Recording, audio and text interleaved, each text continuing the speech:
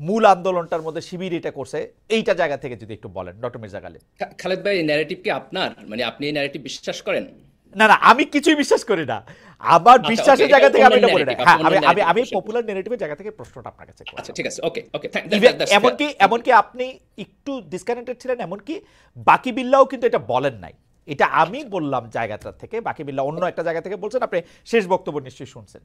আচ্ছা, জি, না, thank you. আমি একটু আগের পয়েন্টে বলে এই জায়গাটাতে আসি। একটা জি। জিনিস দেখেন, এই যে ক্রেডিট নেওয়ার পলিটিক্স, এই এই এই শব্দটার প্রেমিস আসলে ভুল। এটা এটা এক ধরনের আপনার প্রোপাগান্ডা টাইপের শব্দ। এটা পলিটিক্স হবে তখনই যখন যে যতটুকু করেছে তার চাইতে যদি বেশি দাবি করে, সে যদি মিথ্যা কথা বলে, সে যদি ইনফরমেশনকে আপনার ডিসইনফরমেশন করে। কিন্তু যার যতটুকু কন্ট্রিবিউশন, সে যদি সেইটুকুকে অনেস্টলি দাবি করে, তাহলে সেটার মধ্যে তো ক্রেডিট নেওয়ার কোনো পলিটিক্স নাই।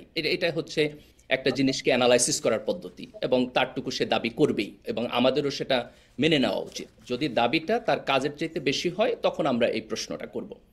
এখন আপনি দ্বিতীয় যেটা প্রশ্ন তুললেন, যে এই আন্দোলন, শেখ হাসিনার বিপক্ষে যে আন্দোলন, তার তিনটা ধাপ দেখেন। প্রথম ধাপ হলো, একটা লম্বা সময় রাজনৈতিক দলগুলো এই ফ্যাসিবাদের বিপক্ষে সংগ্রাম করছে।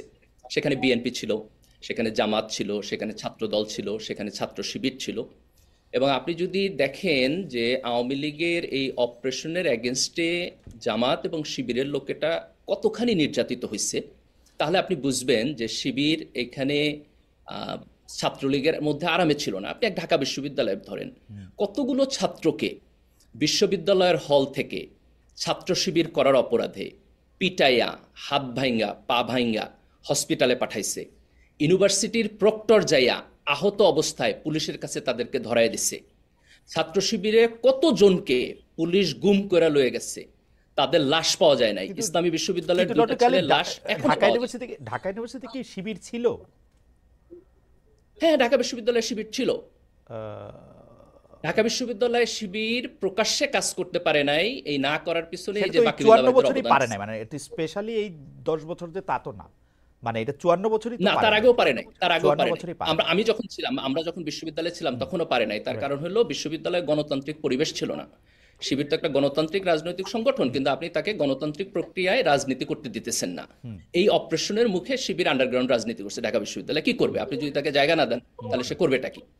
এখন এই যে প্রেমিস, যে শিবির হচ্ছে ছাত্রলীগের মধ্যে ছিল এবং শিবির নির্যাতনের শিকার হয় নাই, এই প্রেমিস কি কোনো সুস্থ সুস্থ মানুষ যদি ডাটার দিকে তাকায়, যে ছাত্র শিবিরের কতগুলো ছেলে নির্যাতিত হয়েছে এক ঢাকা বিশ্ববিদ্যালয়ে, আপনি দেখেন আজকে এই ছেলেরা যায় মামলা করতেছে। এক একজনের পোস্ট যদি আপনি ফেসবুকে পড়েন, যে তারে বিশ্ববিদ্যালয়ের হল থেকে নিয়া পিটাইয়া আহত অবস্থায় বিশ্ববিদ্যালয়ের প্রক্টর যাইয়া শাহবাগ থানার ওসির কাছে গালিব দিয়েছে। একটু কারেক্ট করেন, মানে ওরা শিবির আন্ডারগ্রাউন্ড করতো, কিন্তু তারপর এটা জানাজানির পরে তাদেরকে প্রহার করা হইলো বা হাসপাতালে ভর্তি থাকা এক্স্যাক্টলি, অবস্থায় এটা জানাজানির পরে। এক্স্যাক্টলি। ওকে, মানে তো এই সংখ্যাটা তো একজন দুজন না ভাই। না তো যে ছাত্র দলের আহত লোকজনের বা বামদের আহত লোকজনের আপনারা শিবির বলে দাবি করতেছেন, ব্যাপারটা এরকম না তো। না না না, ছাত্র শিবিরের ছেলেরা ঢাকা বিশ্ববিদ্যালয়ে তো তার পরিচয় দিয়ে থাকতে পারে নাই ক্যাম্পাসে, তাই না? রাইট, তাহলে সে যখন পরিচয়টা তো পরিচয় দিয়ে রিভিলও থাকতে হওয়ার পারে নাই কথা না। কোনো কারণে, ধরেন তার একটা ফেসবুকে স্ট্যাটাস, অথবা ওকে, তার একটা কথা, অথবা তার হচ্ছে রুমমেট কেউ সন্দেহ করলো, সে বলল, এবং যখন কেউ আইডেন্টিফাই করলো সে ছাত্র শিবির করে, তাকে ছাত্রলীগ নির্যাতন করে হল থেকে বের করে দিল, এবং সে বিশ্ববিদ্যালয়ের ছাত্র হওয়ার পর পুলিশ তাকে অ্যারেস্ট করে নিয়ে গেল।